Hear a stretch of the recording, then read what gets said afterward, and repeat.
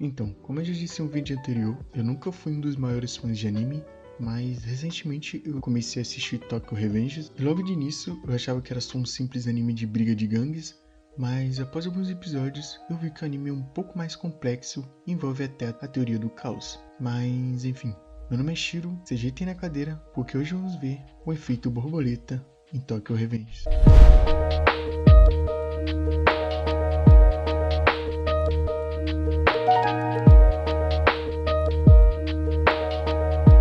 O simples bater de asas de uma borboleta no Brasil pode ocasionar um tornado no Texas. Essa foi uma frase dita por Edward Lorenz em 1969.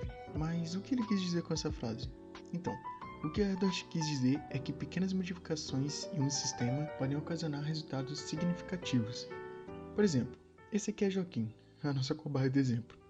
Hoje, Joaquim tem 60 anos, tem filhos e netos. Mas há 40 anos atrás, Joaquim acordou atrasado e por conta disso perdeu o ônibus das 7 horas. E mais tarde, naquele mesmo dia, Joaquim ficou sabendo que aquele ônibus se envolveu em um acidente grave e não teve sobreviventes.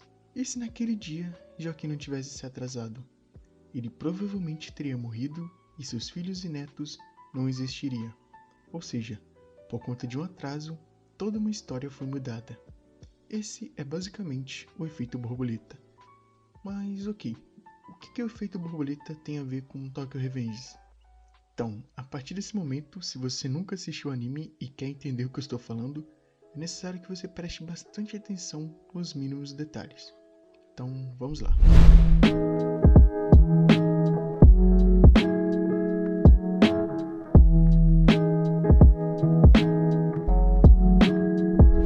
O nosso protagonista do anime é Takemichi, que nos episódios iniciais mostra que ele ficou sabendo da morte de sua ex-namorada do colegial e do irmão dela.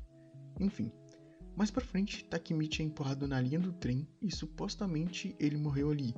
E de alguma forma, ele volta ao passado em uma espécie de sonho lúcido. Então ele volta ao passado, mais especificamente no segundo ano do colegial, em 4 de julho de 2005. Dando um breve resumo do primeiro episódio, com esse suposto sonho lúcido, ele volta no passado e consegue falar com Naoto Tachibana, irmão da sua ex-namorada, e fala com ele o dia em que os dois vão morrer. E é aí que começa o efeito borboleta no anime. Então, quando Takemichi voltou no passado e avisou a Naoto o que aconteceria com ele 12 anos depois, Naoto estudou bastante e se tornou policial para salvar ele e sua irmã no dia em que os dois morreriam. Mas infelizmente, só ele conseguiu sair vivo daquele dia. Mas isso foi suficiente para ele conseguir salvar a vida de Takemichi daquele acidente na linha do trem. Enfim, as coisas não acabam por aí. Fazendo uma breve recapitulação, até agora temos duas linhas temporais, ou duas histórias. Uma onde a história não foi alterada e o protagonista morre na linha do trem. Temos a segunda, onde o protagonista alternou a história, conseguiu salvar Naoto, que por consequência salvou ele. Mas vamos deixar claro que desde o início o objetivo de Takemichi era salvar sua ex-namorada, a irmã de Naoto, que se chamava Hinata Tachibana. Mas mesmo alternando a história, não conseguiram salvar Hinata. Então agora a gente entra para a terceira mudança na linha temporal. Então, eu não disse, mas a causa da morte de Hinata foi por causa da gangue Manji de Tóquio.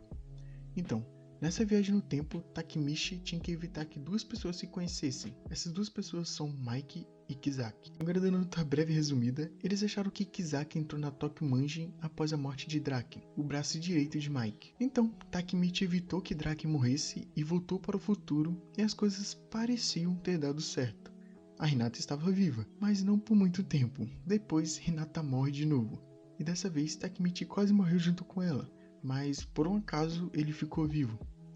Mas Shiro, calma aí. Foi feita pequenas mudanças como o bater de asas de uma borboleta. Então por que Hinata continua morrendo? Então, vamos lá de novo.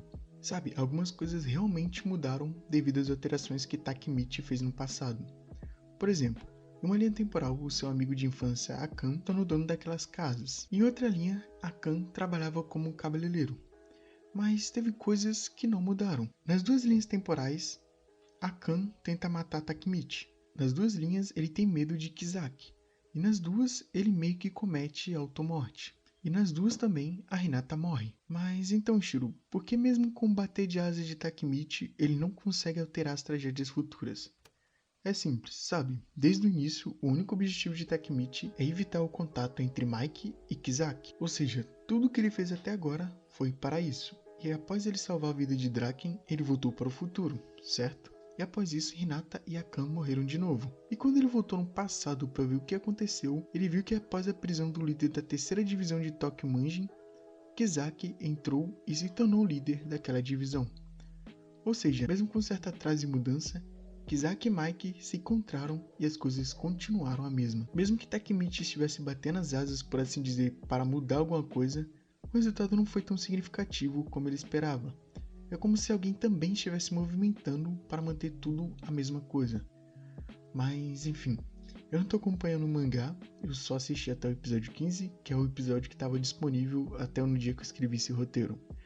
E eu achei muito interessante a pegada do anime e decidi fazer um vídeo sobre ele, juntamente com uma teoria que eu acho bastante interessante, que é a teoria do caos, que eu achei que tem um pouco a ver com o anime. Mas enfim, aqui é o Shiro, muito obrigado por ter me ouvido até aqui, e eu gostaria que vocês me seguissem nas redes sociais ou me adicionassem no Discord, porque assim a gente vai ter uma interação melhor. Mas bom, tô ficando por aqui no vídeo de hoje, fiquem bem e até semana que vem.